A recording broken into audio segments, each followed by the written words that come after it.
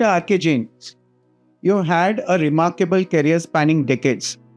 Where do you currently stand in your professional journey? Professional journey wise, I'm doing extremely well. I've done all the interventional procedures which are currently happening in the world.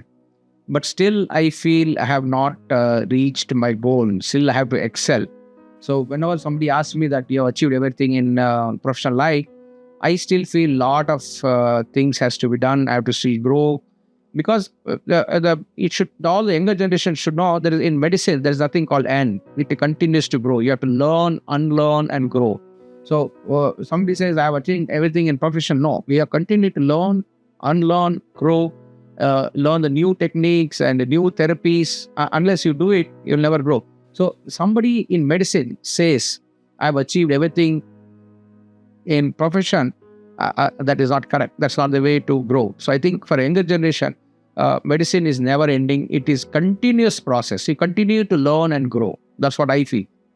So you started out in a small town in Andhra Pradesh. Can you walk us through how that beginning shaped your worldview as a doctor? So I come from a small place in Andhra Pradesh called Adoni. And all my family are business people and they were in textile business. It's my father who always wanted me to become a doctor. So at one day in my shop, my father told that you're not going to do this business, you're going to become a doctor. So that really made my goal in life. My only goal in life is to become a doctor. That's how I became a doctor. So I studied hard. Then I went to MBBS in Adoni and then did my cardiology and TM cardiology and started practicing. So I was never a good student at Adoni, to tell that. So I was never considered as a top grader or the best student of Adoni. I was never like that. I was a very, very mediocre student at Adoni. So probably because of my age, I was not mature. So especially this is a message for younger generation.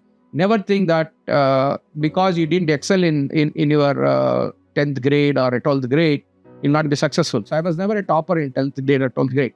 But once I joined medicine, then I saw the opportunity that if you work hard, you can reach any heights. So in MBBS, I excel. I got university first rank. I got gold medals. Then there was no ending at all. So I was a topper there. So when some of my classmates come, how come you become so well? I said, I realized late. I met you late. So that's what, never think that is end. Always there is a chance for you to recoup and become more bright. So the takeaway, doctor, here is very clear that where you start doesn't limit where you go. And you are a true example of this. So doctor, what drew you toward cardiology and how did you discover your niche in interventional work? Choosing cardiology was not by choice, it was more of a compulsion. It's very important to, when in your medical life, you should know your strength and weakness. So when I say weakness, I got 19th rank in my MD entrance exam. So that was my strength. My weakness is, people told me to repeat because I wanted to become a general surgeon. So I knew that general surgeon, I can deliver more to the patient because I knew I'll be better at procedures. So in those days, only surgical specialties had procedures. Medical specialties, cardiology, they didn't have procedures like gastroenterology, what do you have? So I wanted to become a surgeon, but I didn't get a surgeon. So my strength is 19th rank, but my weakness is, even if I repeat, wait for another year, I can't get a better rank than this. So I took a general medicine. So why I took cardiology was, that was the most glamorous subject in those days. That's why I took the cardiology.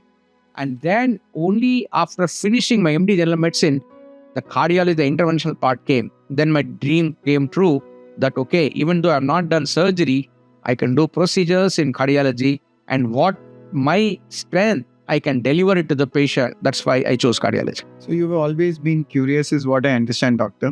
And curiosity brings clarity is what we know. And this is where you've taken your career to. So can you talk about one professional decision that changed the course of your career? So one professional decision which I, once I finished my cardiology, I wanted to go for intervention fellowship. I tried my best, but due to some reason, I couldn't go abroad. I was initially selected for fellowship at Rouen with Dr. Alain Gribia. But because of my health reasons, I couldn't go there. And the fellowship was cancelled. Once I got treated and came back, the fellowship was cancelled. So I desperately tried. With the family support, they said, you try for fellowship. It's very difficult to get fellowship in those days. So I clearly wrote to them that I'm taking care of my expenses, I'll take care of my travel, I take care of my accommodation. That's what I wrote first sentence. So that really, I got selected for another fellowship in Paris with Marie-Claude Maurice. So that really changed my whole career. Because of my good research activities, I published 2 papers in 1 month. They gave my event fellowship money also. So that changed my career in interventional cardiology. If I had not gone to that fellowship at that time, I wouldn't have got my skills what I have today. That was my foundation in 1998, which made my intervention fellowship as a very good interventional cardiologist. So should I say, doctor, that bold decisions have played a very, very important part in your career? Yes. Right. So you built a legacy at KIMS and beyond, right? What core values guided your professional rise, doc? KIMS, we started in 2004. As a group, we moved from 2000 as a group to 2004. And I continued to work there till 2025. So there's a very important message to the younger generation, let it be cardiologist or a physician or a practitioner, whoever work in a corporate hospital or a different hospitals. This is not for people who have their own hospitals. So what I suggest to them, I stick on to the same hospital for last 25 years. So what happens when you stick on to one hospital for 25 years, the patient whom you have treated in 2004, he knows Dr. Jain is available here. Just walk in, he'll be available here. No need to search. Jain is not here. I have to search for him. I'm not happy. So some of the patients whom I treated in 2004, father, now he brings his son. He brings his relative. So the practice builds up. So when you're working in corporate hospitals, if you have on a scale of 10, your requirement as a profession, one hospital will give 6 points, the 4 are deficient. The other hospital also will have 6 points and 4 are deficient. So you have to compromise on the 4. So whichever hospital where you can compromise 4, work on it and stay back there. Don't change hospitals too frequently. Because you lose your colleagues, you lose the environment, you have to pick it up again, and your practice little fades away. Again, you have to rebuild. So I feel that's why the KIMS legacy has grown. None of us have left KIMS last 25 years. That's why we've grown so fast and so big. So when you say so, young doctors often ask, how do I reach where you are?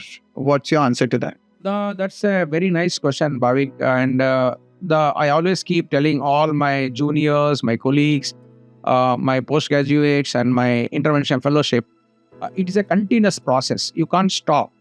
It has to be everyday hard work, continuous to grow. And unless you read every day and put an effort, you can't be an excellent in medicine.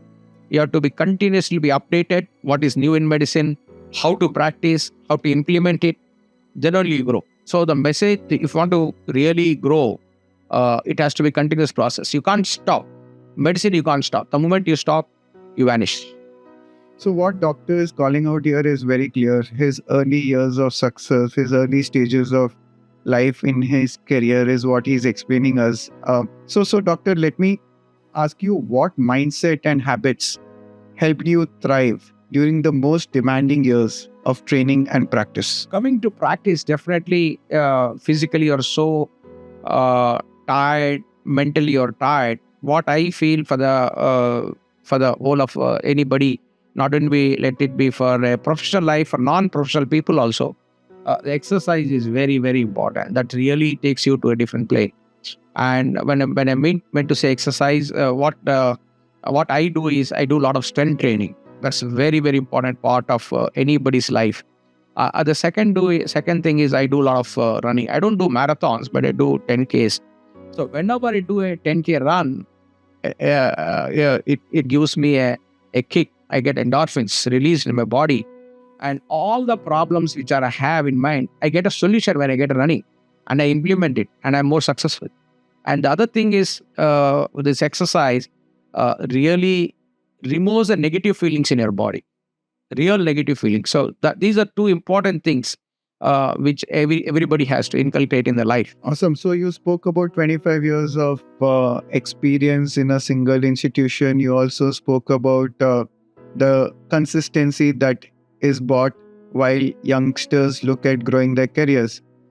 If I had to ask you this, looking back, what skill outside of medicine helped you become a better doctor? So outside of medicine, the most important thing which I miss is my sports, which I never excel.